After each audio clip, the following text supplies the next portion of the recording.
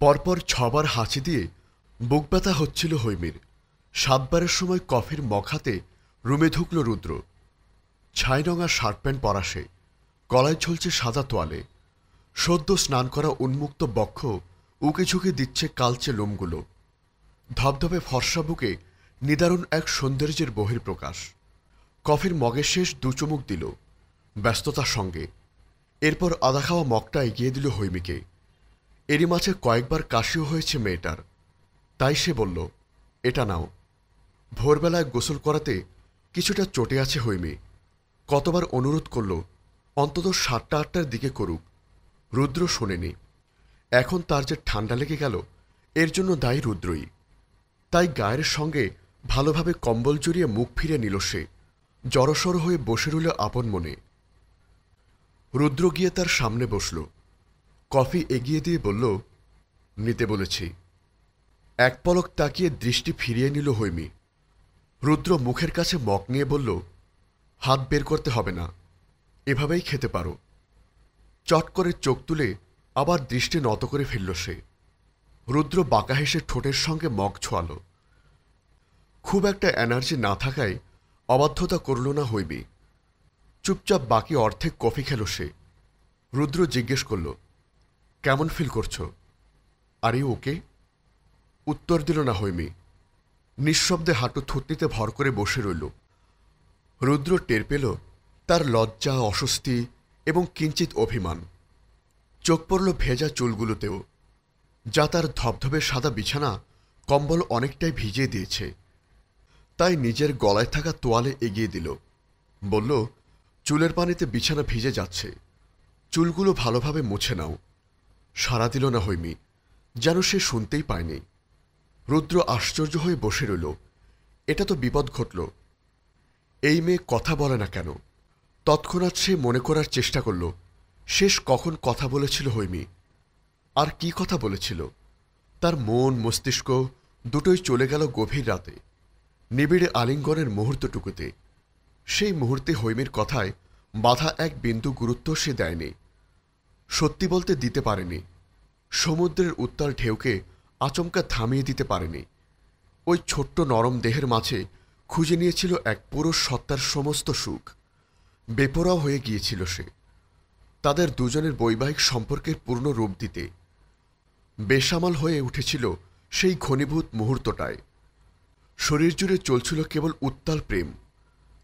যেই প্রেমের উত্তাপে পুড়তে পুড়তে অসহনীয় হয়ে উঠেছিল মেয়েটা। বেসামাল তাকে সামলে উঠতে গিয়ে নিজেও হয়ে গিয়েছিল পুরো দস্তর বেসামাল। রুদ্রশ্বাস ছাড়ল রুদ্র।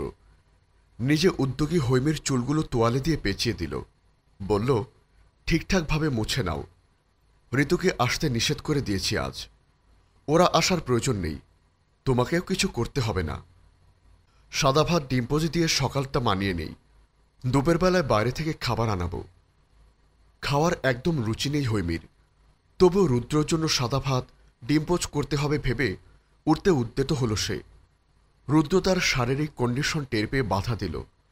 রুক্ষতা বর্জন করে স্বাভাবিক স্বরেই বলল, তোমাকে কিছু করতে হবে না, আজকের জন্য আমি ম্যানেজ করে নিতে পারব। ৭টার মধ্যেই ভাত আর ডিম্পোজ নিয়ে রুমে হাজির হল রুদ্র। হৈমিকে বলল, হাতটা ধুয়ে এসো, এখানেই বসে খাবো। কথা মতন হৈমি ধীরে সুস্থে উঠে দাঁড়াল। শরীরে একদম বল নেই। হঠাৎই কেন যেন ভীষণ কান্না পাচ্ছে। খুব কষ্টে কান্নার সংবরণ করল সে। পরনে তার লেডিস টি শার্ট আর প্লাজো। রুদ্র একবার তাকিয়ে দেখল তাকে। সম্মুখে এই পিচ্ছি মেয়েটা তার বউ। গতরাতে এইটুকুন পিচ্ছি মেয়ের সঙ্গে বাসর সেরে ফেলেছে।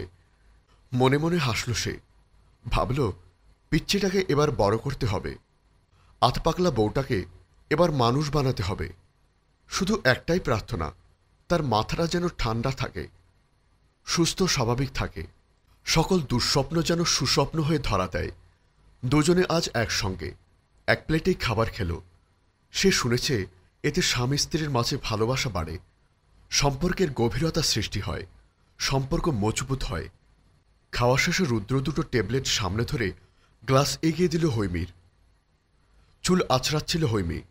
সে জানত এমন একটা পরিস্থিতি তার আসবেই, তবুও অবুঝের মতো তাকিয়ে রইল। রুদ্র বলল, একটা ব্যথার, বাকিটুকু বলতে পারল না সে। কিন্তু হৈমি ঠিক এবার কথা বলল, এটা বার্থ কন্ট্রোল ট্যাবলেট, তাই তো?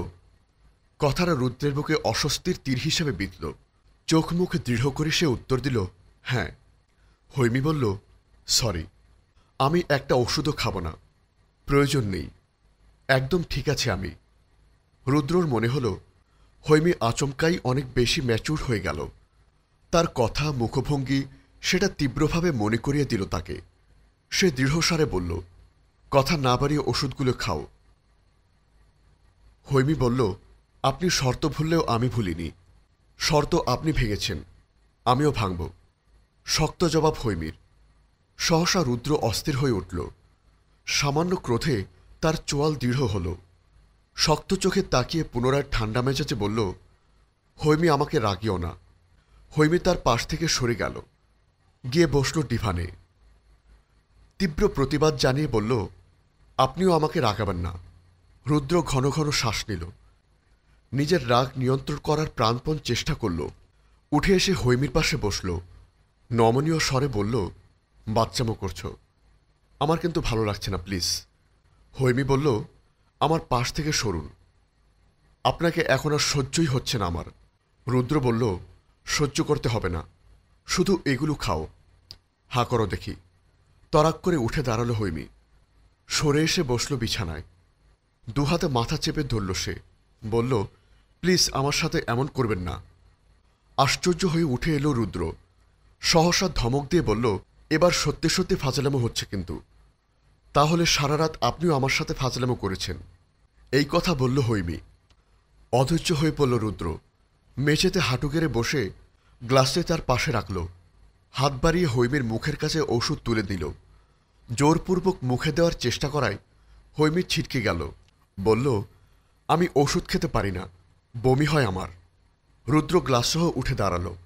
সাইড টেবিলে গ্লাস রেখে হৈমির কাছে এসে জোরপূর্বক মুখে ওষুধগুলো ঢুকিয়ে দিয়ে মুখ চেপে ধরল।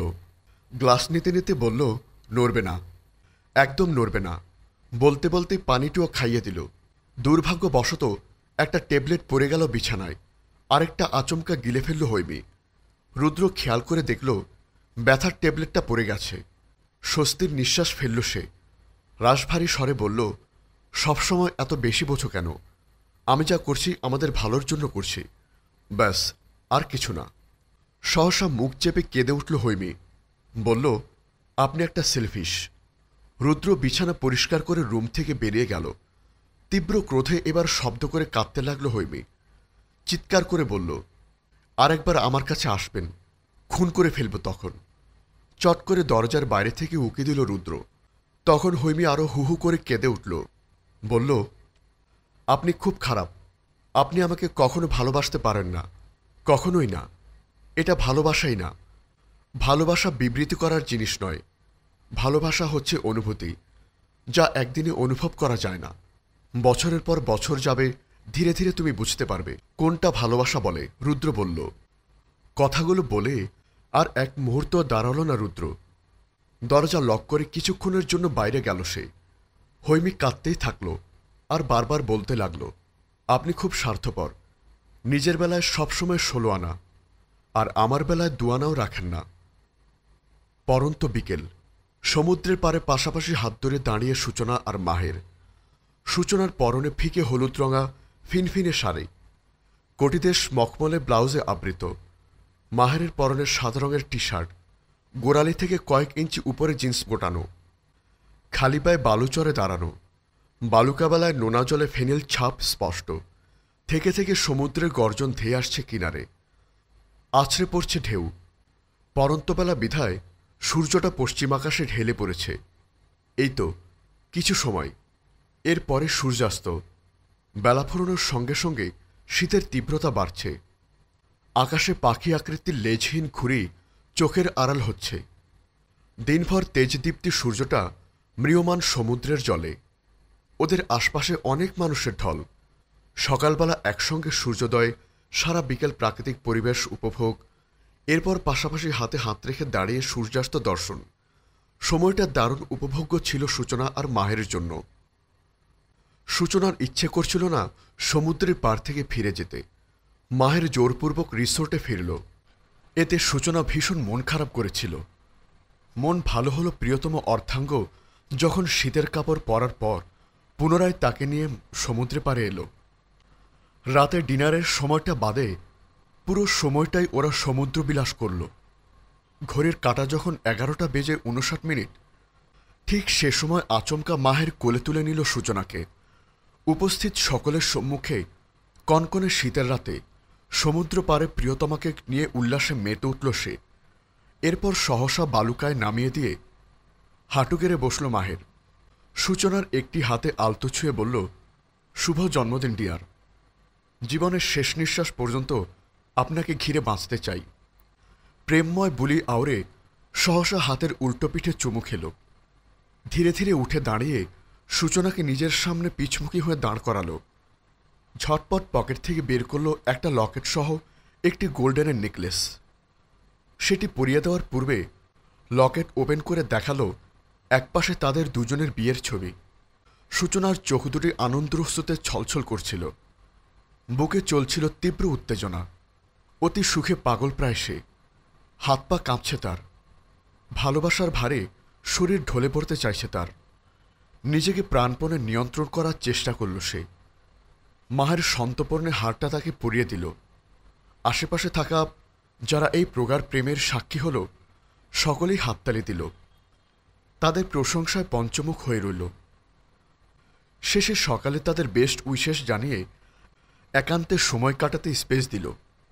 মাহের সকলের প্রশংসা শুভকামনার সম্মানের সঙ্গে গ্রহণ করল। পুরোটা সময় সূচনা নিশ্চুপ ছিল। তার এই নিশ্চুপতাকে প্রগাঢ় করতে সহসা পেছন থেকে কোমর জড়িয়ে ধরল। যত্নভরে গ্রীবাদেশ উষ্ণ স্পর্শ দিয়ে বিগল চিত্তে অর্ধাঙ্গীর কম্পিত দেহটা পাজা করে তুলে নিল। ধীর পায়ে এগুলো রিসোর্টের দিকে। সে সময় তার স্মরণ হল আজকের দিনে সূচনা তার কাছে কি চায় সেটাও জানা হয়নি। রুমে গিয়ে প্রথম কাজ হল জন্মদিন উপলক্ষে তার বউ তার কাছে কি চায় সেটা গভীর মনোযোগ সহকারে জানা। যদিও তার বিশ্বাস এই মেয়েটা তেমন কিছুই চাইবে না, আর চাইলেও অতি সাধারণ কিছুই হয়তো চাইবে, কিন্তু সে খুব করে চায় এই মেয়েটা তার কাছে খুব অসাধারণ কিছু চাক, যা দিতে গিয়ে সে বার কয়েক হোঁচট খাবে, অনেক কাঠখড় পুড়িয়ে তবেই দিতে পারবে, যা তার মনে এবং সূচনার মনে স্মরণীয় হয়ে থাকবে চিরকাল। সারাদিন খুব একটা ভালো কাটেনি হৈমীর। মানসিক শারীরিক উভয় ক্ষেত্রে তীব্র দুর্বলতায় নেতিয়ে পড়েছে মেয়েটা। হৈমী যতই রাগ করুক, অভিমান করুক, রুদ্র পাত্তা দেয়নি। সে তার মতো সেবা করেছে বউয়ের। দুপুরবেলা খেতে চায়নি বলে জোর করে খাইয়ে দিয়েছে। রাতের বেলায় যাতে কষ্ট করে রাঁধতে না হয় তাই রাতের খাবারটাও বাইরে থেকে খেয়েছে দুজন মিলে। ডিনার শেষে অফিসের খবরাখবর নিয়ে হৈমীর কাছে এলো রুদ্র। শত হোক, পুরুষ মানুষ তো। গতরাতে যে সুখের ঠিকানা সে পেয়েছে সে সুখই তাকে তীব্রভাবে আকর্ষণ করছিল, চুম্বকের মতো টানছিল হৈমীর দিকে। আরও একবার তীব্র প্রণয়ের উত্তাল ঢেউয়ে যোগ দিতে মস্তিষ্কে আন্দোলন বেঁধে গেছে তার। শরীরের রন্ধ্রে রন্ধ্রে অনুভূতিরা টকবগিয়ে ফুটতে শুরু করেছে। একবার সেগুলো দমন করার চেষ্টা করলেও ব্যর্থ হল সে। অভিমানে স্তব্ধ হৈমীকে ছোঁয়ার চেষ্টা করল গভীর করে। কি জানি হঠাৎ কি বুঝে হৈমীও সায় দিল। দ্বিতীয়বারের মতো ঘনিষ্ঠ হতে উদ্যত হল তারা। রুদ্র যখন উত্তপ্ত শ্বাস ফেলে উষ্ণ স্পর্শে তার দেহ কাঁপিয়ে তুলছিল, সেও সতর্কতার সঙ্গে তাকে সাড়া দিচ্ছিল। এক পর্যায়ে বলিষ্ঠ কাঁপা কাঁপা হাতে তার পরিহিত বস্ত্র খুলতে উদ্যত হল। পৃথিবীর আর কেউ রুদ্রকে এই রূপে দেখেনি হয়তো, কিন্তু হৈমী দেখেছে। রুদ্রর মতো কঠিন হৃদয়ের মানুষটার হাতও কাঁপে, গলাও শুকিয়ে যায়, যা শুধু গভীরভাবে অনুভব করেছে শুধু হৈমী। শুধু বুঝতে পারেনি মানুষটা ভেতরে ভেতরে তার কাছে কতটা দুর্বল। ঘন নিঃশ্বাস বুকের ভেতর তীব্র উত্তেজনার একপাশে সরিয়ে পৈশাচিকভাবে কিঞ্চিত হাসল হৈমী। সাহায্য করল স্বামীকে। পরনের লেডিস টি শার্টটি নিজ থেকেই খুলে দিল সে। রুদ্র কি অত কিছু খেয়াল করার বা হিসেব করার সময় তখন? সে প্রগাঢ় অনুভূতিতে ভেসে গিয়ে বউকে আদরি স্পর্শে ভাসাতে চাইল কেবল। ছোট্ট নরম বক্ষ বিভাজনে উন্মুক্ত ঠোঁটটা ডুবিয়ে দিল সন্তপর্ণে। খুঁজে পেল ইহজন্মের সকল সুখ, সকল পূর্ণতা। গতরাতের সেই স্মরণীয় ঘণ্টা মাথাচাড়া দিয়ে উঠল মুহূর্তেই। এক পলক তাকালো বদ্ধ চোখে, কম্পিত ঠোঁটে, বক্ষতলে পড়ে থাকা হৈমির পানে। রুমের ঝকঝকে বাতিটা নেভানো হয়নি। আজ আর উঠে গিয়ে লাইট অফ করার তর সইল না। ধীরে ধীরে হাতটা নামিয়ে নিল উদর থেকে প্লাজোতে। অমনি খপ করে তার হাতটা চেপে ধরল হৈমি। চোখ খুলল বিদ্যুৎ গতিতে। হাপরের মতো উঠানামা করছে তার বুকটা। সেদিকে তাকাতেই রুদ্রর পৌরুষচিত্র দৃঢ় উন্মাদ হয়ে গেল। পুনরায় আবারও চেষ্টা করল পরিধেয়ের শেষ বস্ত্রটুকু খোলার, কিন্তু হৈমি হিংস্র বাঘিনের মতো উঠে বসার চেষ্টা করল। শক্তিতে কুলাচ্ছিল না, তাই বলে সহসা রুদ্রর বুকটা পাটায় শক্ত করে কামড় বসালো। রুদ্র ব্যথায় আঁখসূচক শব্দ করে সরে গেল, ছেড়ে দিল তাকে। গায়ের উপর কম্বল টেনে নিজেকে বাঁচিয়ে হৈমি মুখ খুলল। একবার শর্ত ভেঙেছেন আপনি, কিন্তু আমাকে ভাঙতে দেননি, তাই আমিও সিদ্ধান্ত নিয়েছি, একবার যেই ভুল করেছি সেই ভুল দ্বিতীয়বার আর করব না। রুদ্রর মন মস্তিষ্ক জুড়ে ভয়ানক বিস্ফোরক ঘটে যাওয়ার মতো অনুভূতি হল। তার মুখের অবস্থা দেখে কম্বলের নিচে মুখ লুকিয়ে ঠোঁট চেপে হাসল হৈমি। জোরে জোরে শ্বাস নিয়ে কতক্ষণ ঠান্ডা মাথা করল রুদ্র। আলগুছে কম্বল সরানোর চেষ্টা করল। হৈমি হৈমি বলে ডাকল। কি নিরুপায় কণ্ঠস্বর!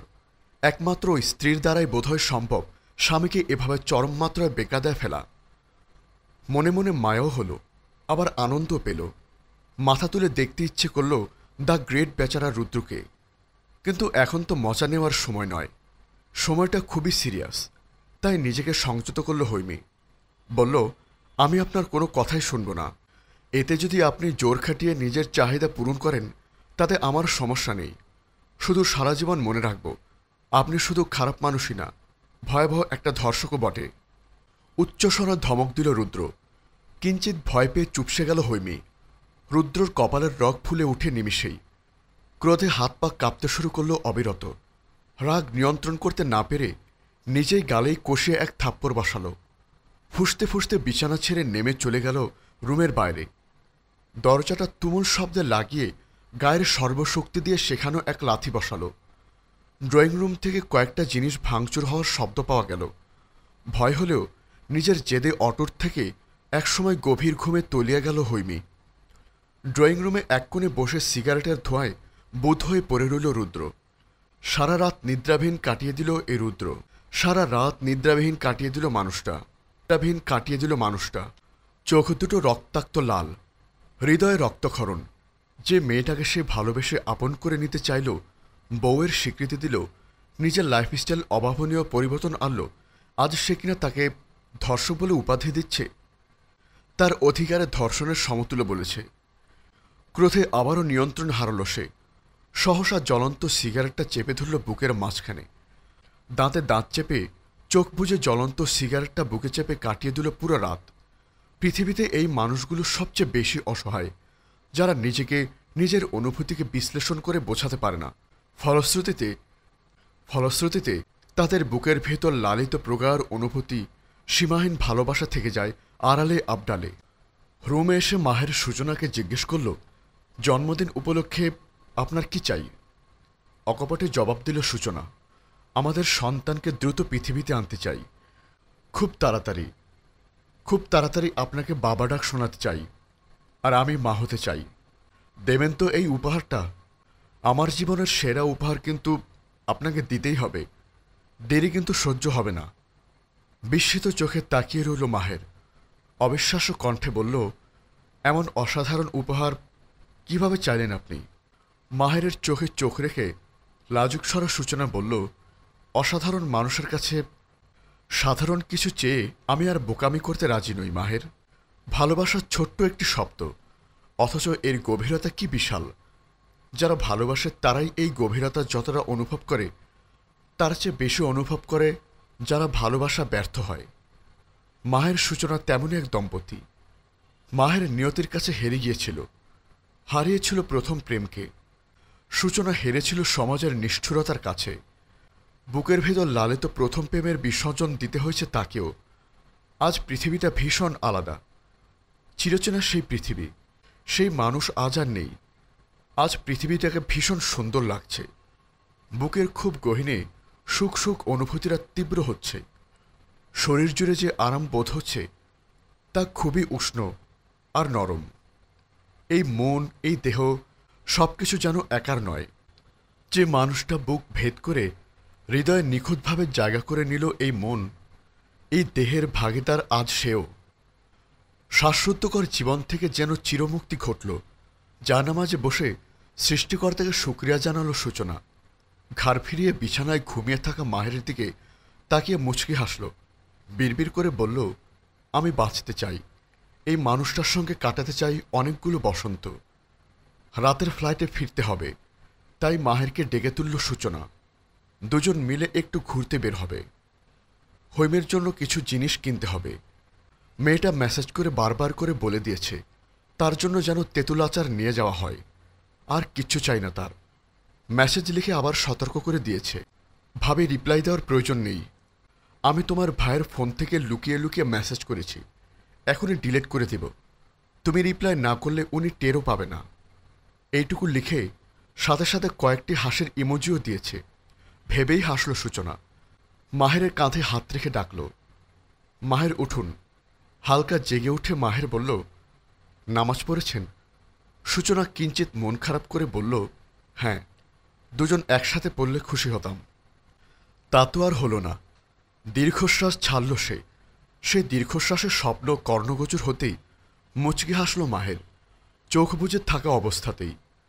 কিয়ৎকাল পেরিয়ে গেল, হাত বাড়িয়ে সূচনাকে কাছে টানল। সূচনা বুঝতে পেরে ধীরে ধীরে তার কাছাকাছি এসে বসল। মাহের আলগোছে তার কোলে মাথা রেখে শীতল কণ্ঠে বলল, আজ দুপুর থেকে দুজনে একসঙ্গে নামাজ পড়ব এবং এর পর থেকে প্রতি ওয়াক্তে তাই হবে। সূচনা নিশ্চুপ। মাহের ধীরগতিতে চোখ তুলে তাকালো, দৃষ্টিপাত করল তার বউয়ের অভিমানী মুখশ্রীতে। বলল, এত অভিমান করলে চলে? একজন গুড হাজব্যান্ড হিসেবে আমি যা করেছি তা কি অন্যায়? সূচনার হাসি পেলেও তবুও সে মুখটা অভিমানী করেই রাখল। মাহের পুনরায় বলল, পুরো রাত এত টর্চার করেছি বউকে, শেষ রাতে একটু ঘুমিয়েছে। আমার এত মায়া লাগলো যে তখন আর ডাকতে পারলাম না। ভাবলাম আমি নামাজ পড়ে নেই, তাকে 1 ঘন্টা পর ডেকে দেই। খুব বেশি অন্যায় হয়ে গেছে। লজ্জায় গালদুতো লাল হয়ে গেল সূচনার। মুখ লুকানোর জায়গা না পেয়ে এদিক ওদিক চোখ ঘোরাতে লাগল।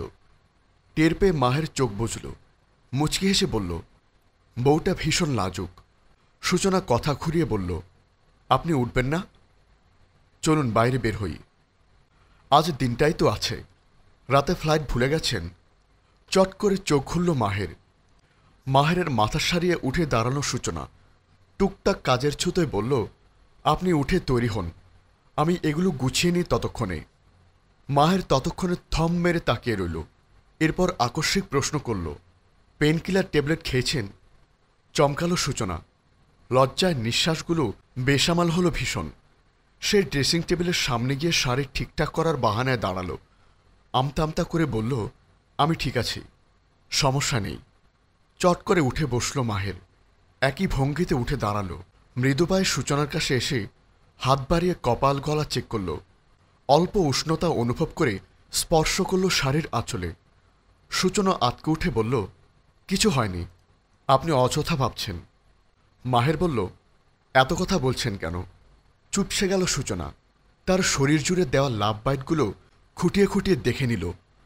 লজ্জায় নিঃশ্বাস বন্ধ হয়ে আসার উপক্রম হল সূচনার। মাহের চটপট শাড়ি ঠিকঠাক করে দিয়ে বলল, চলুন, আগে কিছু খেয়ে নেবেন, তারপর ওষুধ দিচ্ছি। থমথমে কণ্ঠে সূচনা কিঞ্চিৎ জবাব দিল, এদিকে বসার ঘরে ঠোঁটের ভাঁজে সিগারেট চেপে বসে আছে রুদ্র। দৃষ্টিচোরা ল্যাপটপে স্থির। বেডরুমের দরজায় আড়াল থেকে একটু পরপর উকি দিচ্ছে হৈমি। সারাবেলা পেরিয়ে গেল, রাতও বাড়ছে, তবুও রুদ্র একটি শব্দ বিনিময় করেনি তার সঙ্গে। একসঙ্গে বসে খায়নি। কাজের মেয়ে ঋতু ছিল বলে সেও চুপচাপ ছিল। সন্ধ্যাবেলা সব কাজ সেরে মেয়েটা চলে গেছে। এবার বাসা পুরোই ফাঁকা। মনে মনে ভীষণ সাহস সঞ্চয় করে রুদ্র পাশে হৈমি গিয়ে বসল। থমথমে কণ্ঠে জিজ্ঞেস করল, আপনার বুকের কি অবস্থা দেখি? মলম লাগিয়েছিলেন? খুব জ্বালা করছে তাই না? কিভাবে হলো বলুন তো? সিগারেট খেতে খেতে ঘুমিয়ে পড়েছিলেন, আর তখনই ওটা ঠোঁট ফসকে বুকে পড়েছে, তাই না? ইস, আমার যে কি দুঃখ হচ্ছে। আমি একটু দেখি, একটু ছুঁয়ে দিই, আরাম লাগবে। একটুও ব্যথা দেব না, শুধু একটু ফু দিয়ে দিব। কথাগুলো বলতে বলতে অনেকটা কাছাকাছি চলে এলো হৈমি। সহসা চোখ মুখ শক্ত করে রুদ্র এমন চোখে তাকালো যে ওর গলা শুকিয়ে গেল, ঢোক গিলে সরে গেল সে। ক্ষীণ স্বরে বলল, সরি। রুদ্র হাফ নিঃশ্বাস ছেড়ে পুনরায় নিজের কাজে মন দিল। কয়েক পল পিনপতন নীরবতা। হৈমি ফুপিয়ে কেঁদে উঠল, অভিযোগের সুরে বলল, কাল তো চলেই যাব, ভাইয়া ভাবি এলো বলে। আপনি আমার সাথে কথা না বললে আমার তো খুব কষ্ট হবে। যাওয়ার আগে একটু ভালোবাসবেন না? দাঁতে দাঁত চেপে কিছু একটা বলতে গিয়েও থেমে গেল রুদ্র। চট করে উঠে ল্যাপটপ নিয়ে চলে গেল বেডরুমে। হৈমি ফ্যালফ্যাল চোখে তাকিয়ে রইল কিয়ৎক্ষণ। কয়েক মিনিট পর গুটি গুটি পায়ে রুমে প্রবেশ করল সে। দেখল ডিভানে বসে আছে রুদ্র, তর্জনী আর বড় আঙ্গুলে কপালে টিপছে মাথা নিচু করে। নিশ্চয়ই মাথা ধরেছে। ত্বরান্বিত হয়ে কাছে এলো, পাশে বসল, বলল, আমি মাথা টিপে দেই। জবাব দিল না রুদ্র। পুনরায় সে বিরস বদনে বলল, অমন করছেন কেন? কাল রাতের কথা ভুলে যাবেন না। ওসব মনে রেখে নিজেদের মধ্যে ঝামেলা করার কি খুব দরকার? আপনি জানেন, আমি শুনেছি, মনের ভিতর রাগ পুষে রেখে কারো সঙ্গে কথা না বললে পাপ হয়। শুনুন, আমি শুধু আপনাকে কাল বোঝালাম যে ইচ্ছের বিরুদ্ধে কিছু করালে কেমন লাগে। সেদিন আমাকে আপনি জোর করে কি সব খাওয়ালেন, তাই তো আমিও প্রতিশোধ নিলাম। দেখেছেন, সবসময় নিজের ইচ্ছে অন্যর উপর চাপিয়ে দিতে নেই। সেদিন আপনি ভুল করেছেন, তাই আমিও কাল বোঝালাম আপনার ইচ্ছেকে গুরুত্ব না দিয়ে। হৈমির কথা শেষ হতেই চট করে রুদ্র উঠে দাঁড়াল। বড় বড় করে কয়েক দফা শ্বাস নিল সে। হৈমি ভয় পেয়ে গেল, উত্তেজিত কণ্ঠে বলল, অমন করছেন কেন? আপনার কি হাঁফানি রোগ আছে? এটি কি শুধু বংশগত, নাকি আপনার একারই এমন হয়েছে?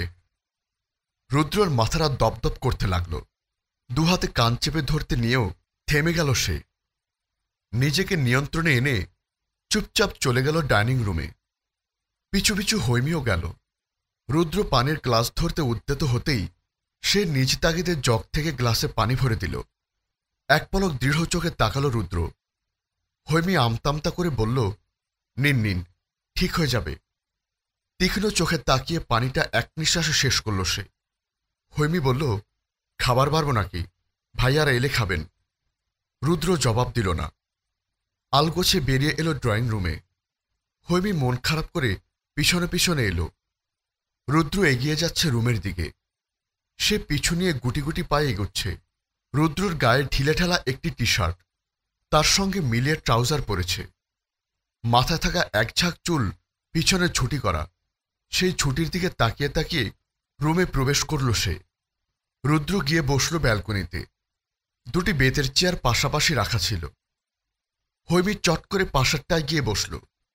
রুদ্রর খোঁচা খোঁচা দাড়ি ভর্তি কঠিন হয়ে থাকা চোয়ালে তাকিয়ে রইল সে।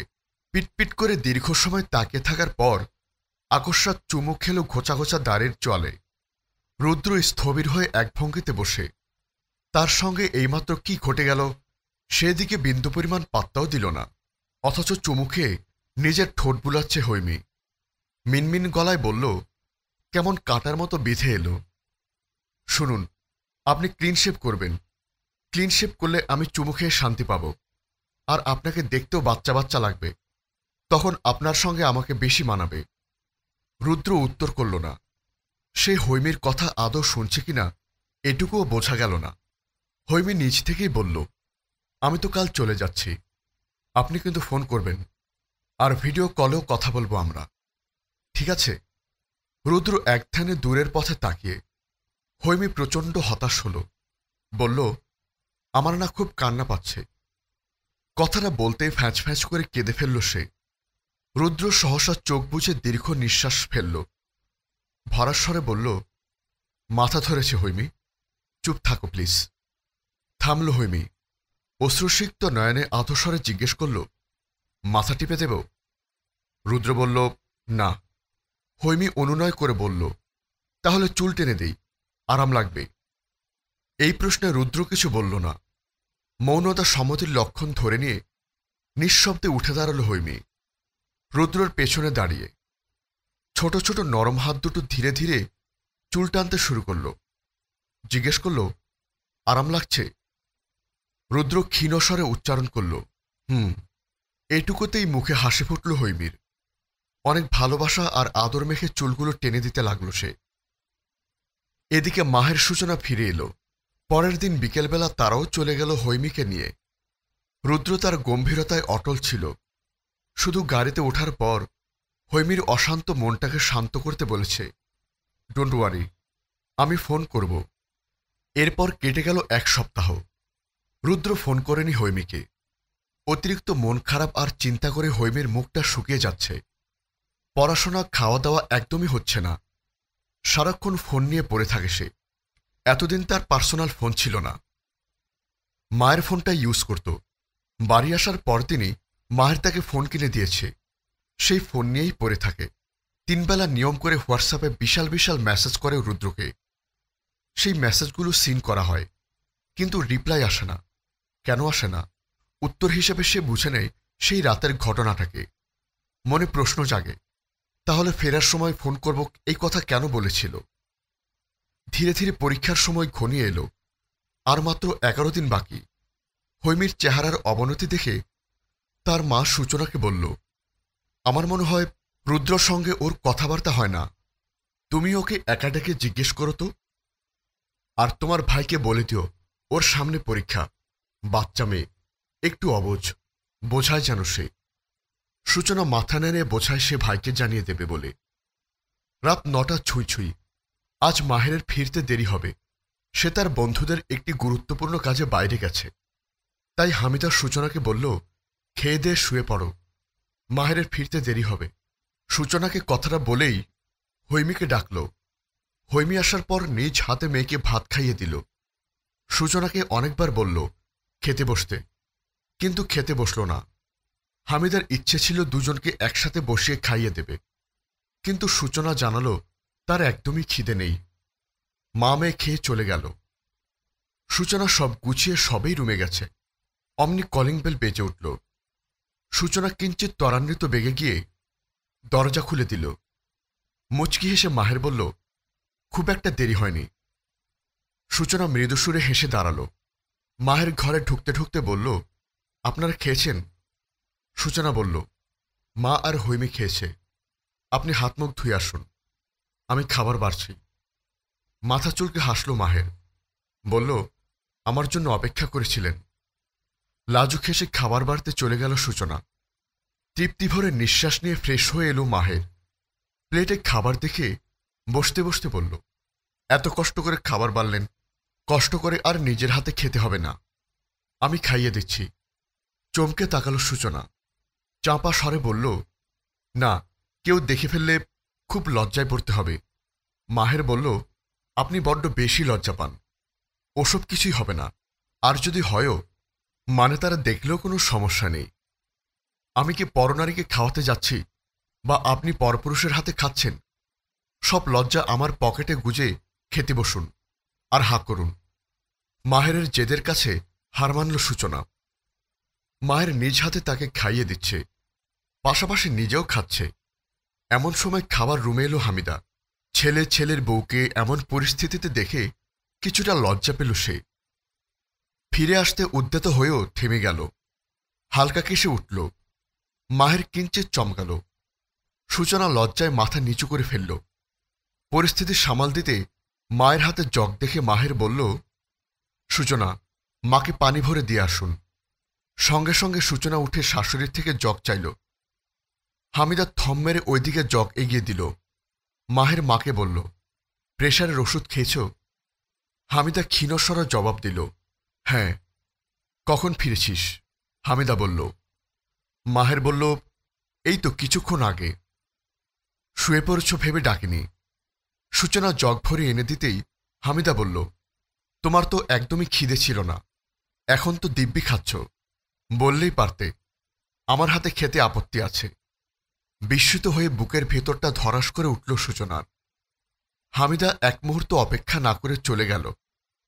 মাহের কিঞ্চিত অবাক হলেও পরক্ষণে নিজেকে সামনে নিল। সূচনাকে বলল, দ্রুত আসুন, খাবার ঠান্ডা হয়ে গেলে খেতে আর ভালো লাগবে না। থমথমে মুখে চেয়ারে গিয়ে বসল সূচনা। তার মাথায় চলছে শুধুমাত্র একটি প্রশ্ন, মা কি তাকে খাইয়ে দিতে চেয়েছিল? ইস, সে তো বুঝতেই পারেনি। বুঝলে নিশ্চয়ই এই অফারটা লুফে নিত।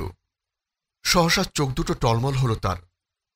মাহের তার মুখে খাবার দিতে উদ্যত হতেই সে পানি খেল। ক্ষীণস্বরে বলল, আর খাবো না প্লিজ। মাহের বলল, মা খাইয়ে দিতে চেয়েছিল, খাননি কেন? এটা কিন্তু ভুল হয়েছে, তাই মা ওভাবে বলেছে। এটা নিয়ে মন খারাপ করে এখন আমার হাতে না খেলে কিন্তু আমিও মন খারাপ করব। উৎকণ্ঠিত গলায় সূচনা বলল, বিশ্বাস করুন, আমি বুঝতে পারিনি উনি খাইয়ে দিতে চেয়েছে। ওনাদের সঙ্গে খেতে বলেছে, তাই বলেছি পরে খাবো, আপনি আসলে। আপনাকে ছাড়া খেতেও মন মানছিল না। আমি খুব সরি মাহের, মাকেও সরি বলবো।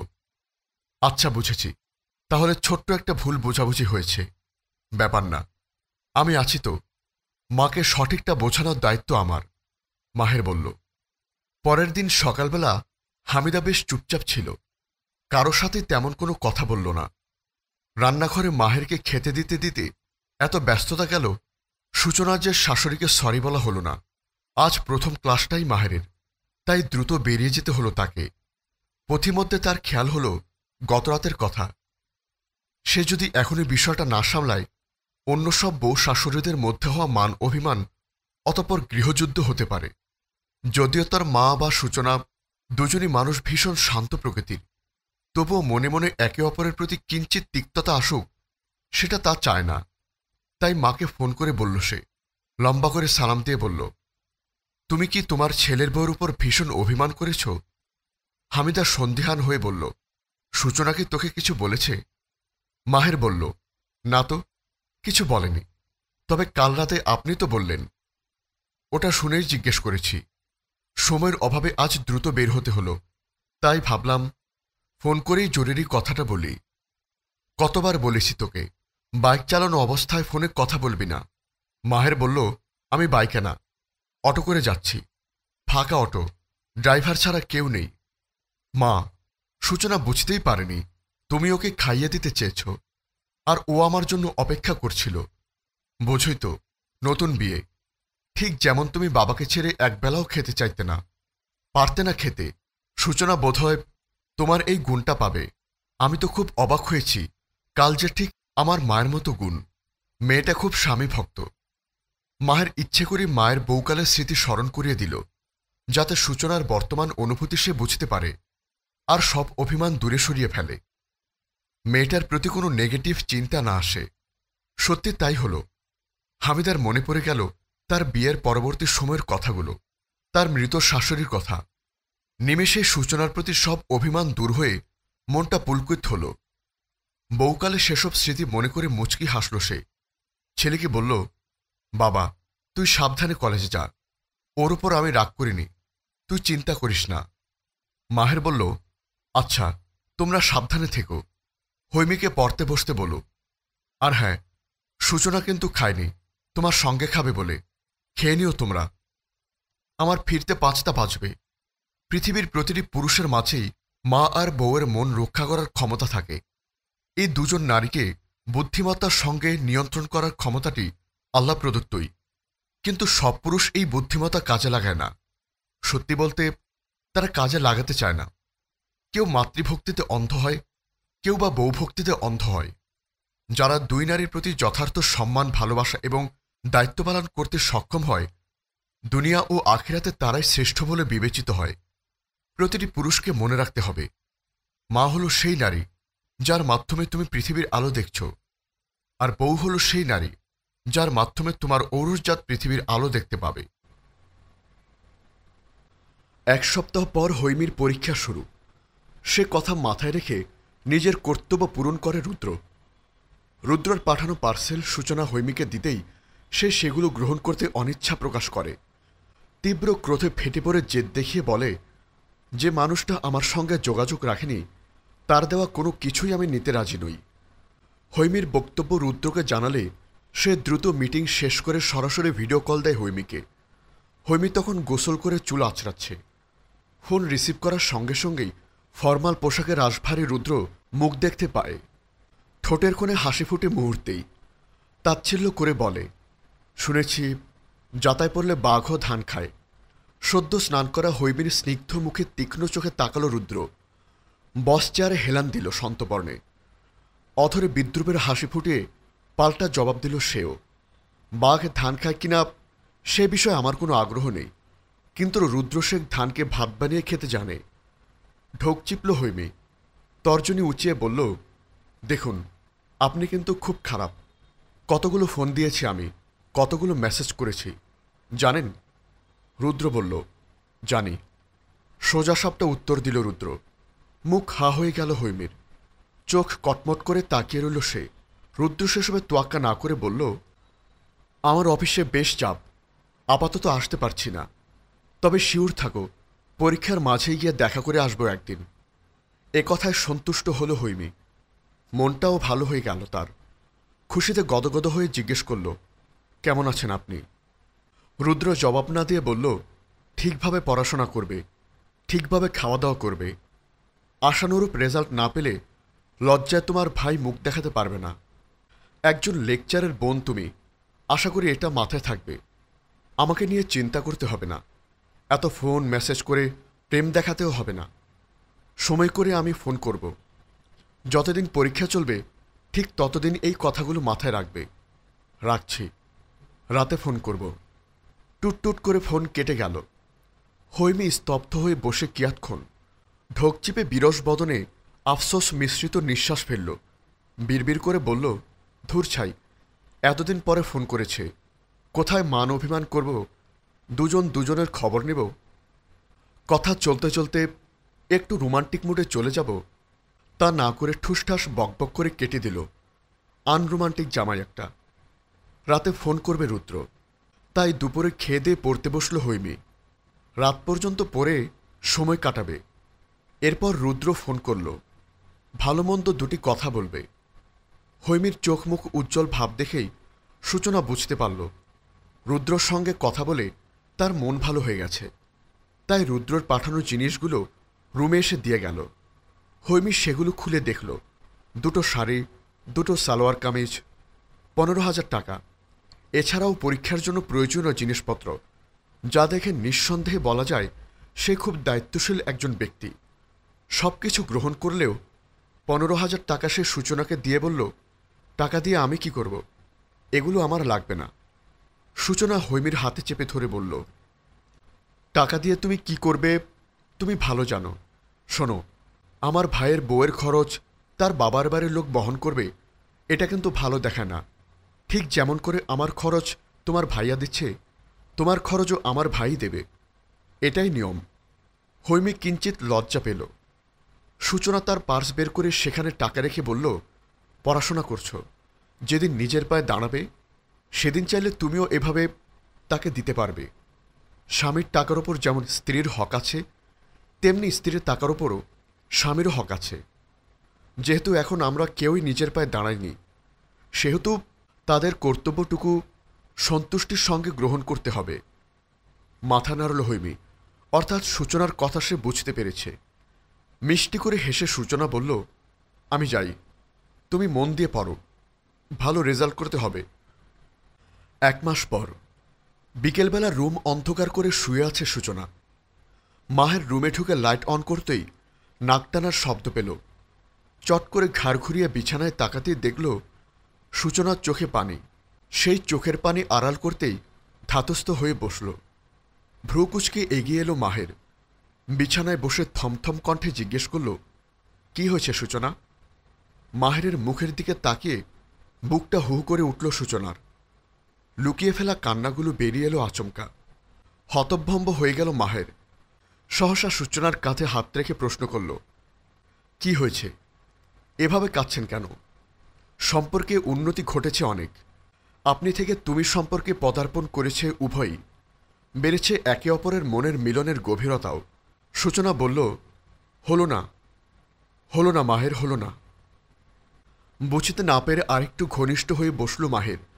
ধীরে ধীরে সূচনাকে বুকে আগলে নিল, মাথায় হাত বুলিয়ে জিজ্ঞেস করল, কি হয়েছে বলবে তো? এভাবে কাঁদছ কেন? কি হয়নি বলো। আমি আবারও ব্যর্থ। ক্রন্দনরত কণ্ঠের সূচনা। এটুকু উচ্চারণ করতেই চমকে উঠল মাহের। সহসা সূচনার কাঁধ ধরে মুখের দিকে দৃষ্টি রাখল। চোখে চোখ পড়তেই সূচনা বলল, এবারও ও এলো না। হাফ নিঃশ্বাস ছেড়ে মাহের সূচনার দুই গালে আলতো স্পর্শ করল। মুখোমুখি হয়ে আদুরে সুরে বলল, কি বোকা মেয়ে! সামান্য বিষয়টা নিয়ে এভাবে কাঁদে কেউ? আমরা বিয়ে করেছি কতদিন? আমাদের স্বামী স্ত্রীর সম্পর্ক গড়েছে মাত্র 2 মাস। তুমি এত ব্যস্ত হচ্ছ কেন? সূচনার চোখের পানিগুলো বাঁধনহারা।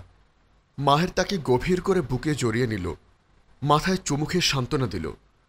আমাদের সন্তান আসবে, খুব শীঘ্রই আসবে। আল্লাহ তাআলা আমাদেরকে বিশেষ সময়ে বিশেষ উপহারটা দেবেন। তুমি একটু ধৈর্য ধরো প্লিজ। ধীরে ধীরে শান্ত হল সূচনা। মাহের দীর্ঘশ্বাস ছেড়ে মনে মনে বলল, আমি জানি সূচনা, মা তোমাকে বংশধর আনার জন্য তাড়া দিচ্ছে, কিন্তু আমার এত তাড়া নেই। আল্লাহ যখন চাইবে তখনই আমাদের সন্তান আসবে। এখানে তোমার হাত নেই। সন্তান বাজারের কোনো পণ্য নয় যে চাওয়া মাত্রই পেয়ে যাব। মা কেন অবচেতা করছে তা বুঝতে পারছি না, কিন্তু এসবের জন্য তোমার পড়াশোনা আর মনে বিরূপ প্রভাব পড়েছে এটা ঠিক বুঝতে পারছি। হৈমীর পরীক্ষা আগামীকাল শেষ। কথা অনুযায়ী রুদ্র পরীক্ষার মাঝে একটা দিন সময় করে উঠতে পারেনি, দেখা করতে পারেনি হৈমীর সাথে। তাই শেষ পরীক্ষার আগের দিন রাত অফিসের সব কাজ শেষে গাড়ি নিয়ে বেরিয়ে পড়ে সে। সারাদিন অফিস করে রাতে নিজে ড্রাইভ করে ফেরার পথে ছোট্ট একটি দুর্ঘটনা ঘটায়। মাথা হাতে চোট পেয়ে টাঙ্গাইল না গিয়ে ঢাকার একটি বেসরকারি হাসপাতালে যায়। সেখানে তার বান্ধবী সুবর্ণা ছিল। সে তার মাথায় ব্যান্ডেজ করে হাতে দুটো সেলাই করে দেয়।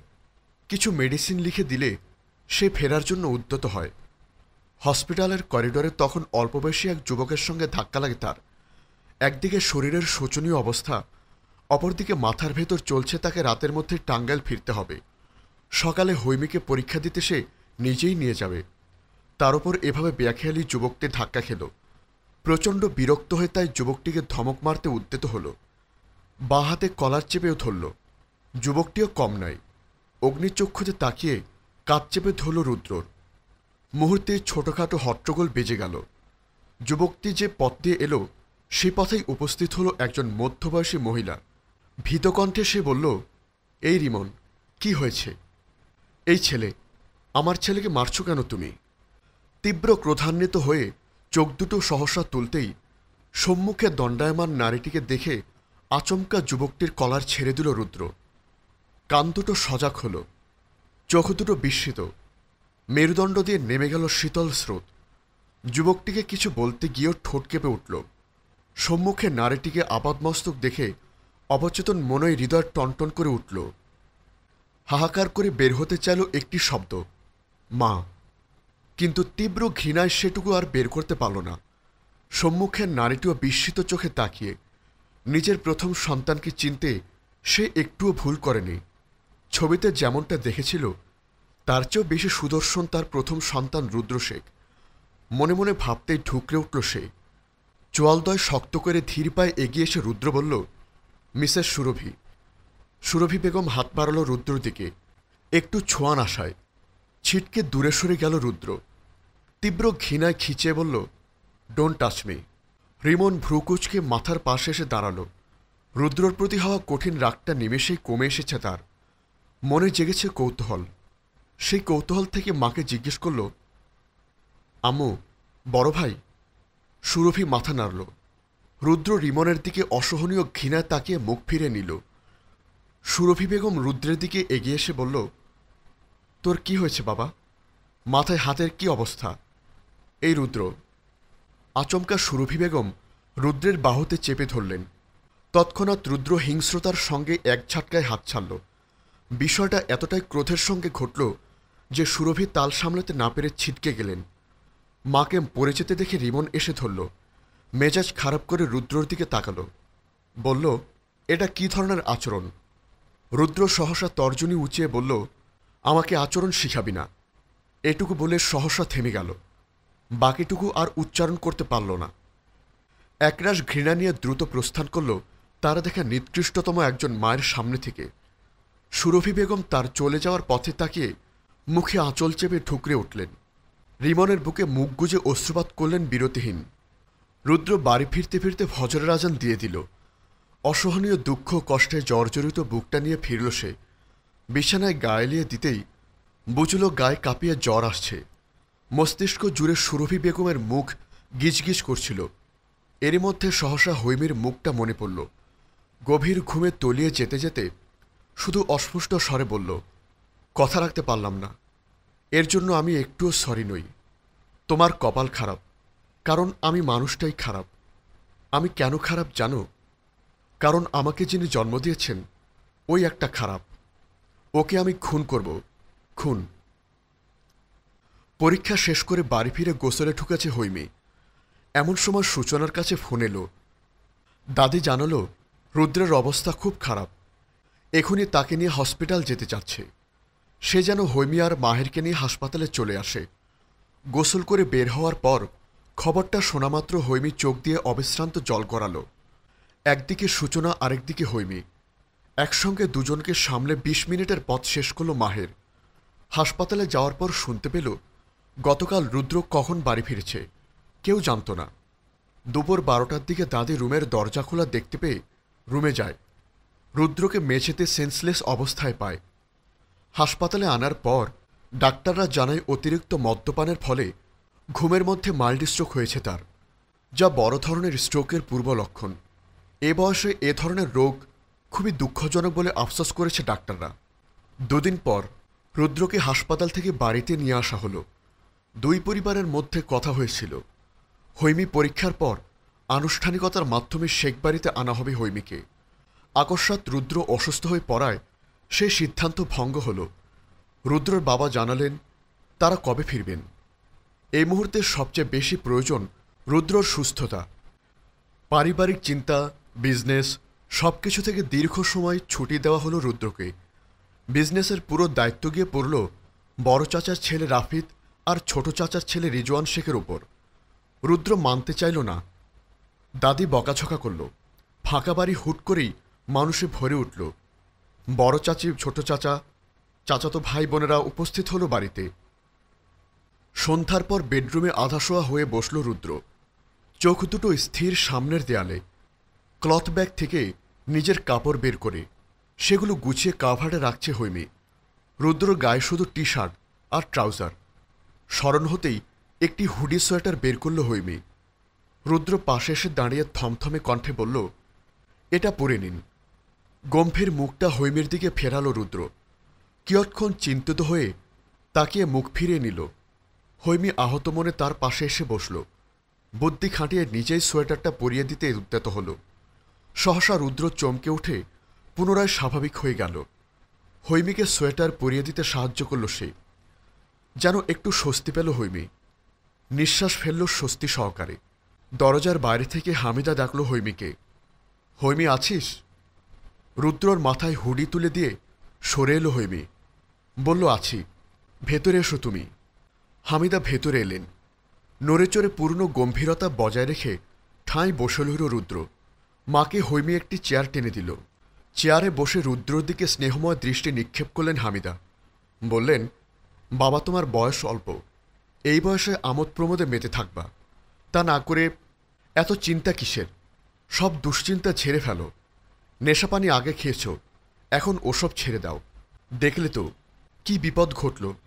দীর্ঘশ্বাস ফেলল রুদ্র। না ফিরে তাকালো আর না কোনো জবাব দিল। হামিদা হৈমির ফ্যাকাশে মুখটার দিকে এক পলক তাকালো। এরপর রুদ্রর দিকে পূর্ণ দৃষ্টি তাকিয়ে বললেন, আমার মেয়েটার চেহারার কি হাল হয়েছে দেখেছ? ওর আর কত বয়স? এই বয়সে কি স্বামীর চিন্তা করার বয়স? তুমি বলো। মুখটা একদম রক্তশূন্য হয়ে গেছে। চকিতে হৈমির দিকে তাকিয়ে দৃষ্টি তুলল রুদ্র। বুকের ভেতর থেকে কান্নার দলা পাকিয়ে যেন গলায় আটকালো হৈমির। মাথা নিচু করে ফেলল সে। হামিদা বলল, বাবা, আমার মেয়েটার দায়িত্ব তুমি নিয়েছ। তোমার নিজের জীবনে যদি ঠিক না থাকে, ওর জীবন কি করে ঠিক থাকবে? এতদিন তুমি একা ছিলে, যেভাবে খুশি বেঁচেছ। এখন তো আর একা নেই। তোমার সঙ্গে হৈমিও জড়িত এখন। তোমার ভালো মন্দ যা কিছু ঘটুক সবটার প্রভাব ওর উপর পড়বে। রুদ্র ঘন ঘন চোখের পলক ফেলে হৈমীর থেকে দৃষ্টি সরিয়ে নিল। হামিদা বলতেই থাকলেন, দুদিন ধরে মেয়েটার ওপর দিয়ে কি যাচ্ছে মা হয়ে আমি টের পাচ্ছি। ও খুব বোকাশোকা বাবা, কিন্তু ওর মনের মানুষের জন্য অগাধ মায়া ভালোবাসা। যাদের সঙ্গে সম্পর্ক নেই তাদের কষ্টেও কতটা কষ্ট পায় তা আমি জানি। তুমি তো ওর স্বামী, ওর চোখ দুটোই বলে দেয় ও তোমাকে কতটা ভালোবাসে। আমাদের হৈমী ভালো নেই। তোমার জীবনে কি হয়েছে না হয়েছে ওসব আমি বুঝতে চাই না। তুমিও সেসব ধরে বেঁচে থেকো না। আমি তোমার কাছে একটা সুস্থ সুন্দর জীবন ভিক্ষে চাই আমার মেয়ের জন্য। সহসা রুদ্রর একটি হাত চেপে ধরলেন হামিদা। ঢুকরে উঠলেন মুহূর্তেই। হৈমীর চোখ দিয়ে টপটপিয়ে জল গড়াল। নাকটানার শব্দ পেল রুদ্র। ক্রন্দনরত কণ্ঠে হামিদা বললেন, বাপমরা মেয়ে আমার, তুমি এখন শেষ ভরসা। আমি তোমার কাছে আমার মেয়ের সুষ্ঠু জীবন ভিক্ষা চাই। আমার মেয়েটা খুব ভালো বাবা, আমার বিশ্বাস ও তোমাকে সুখী করতে পারবে। তুমি শুধু স্বাভাবিক জীবনে ফিরে এসো। আগুনের শিখার মতো জ্বলজ্বল করা মেয়েটার এখন নিভে যাওয়া আমি মেনে নিতে পারি না বাবা। রুদ্রর নিঃশ্বাসের গতি বাড়ল। আচমকা হৈমী তার মাকে সামলালো। কাঁদতে কাঁদতে হেঁচকে তুলে বলল, আম্মু চুপ করো। ডাক্তার ওনাকে উত্তেজিত হতে নিষেধ করেছে। আর কিছু বলার প্রয়োজন নেই, প্লিজ।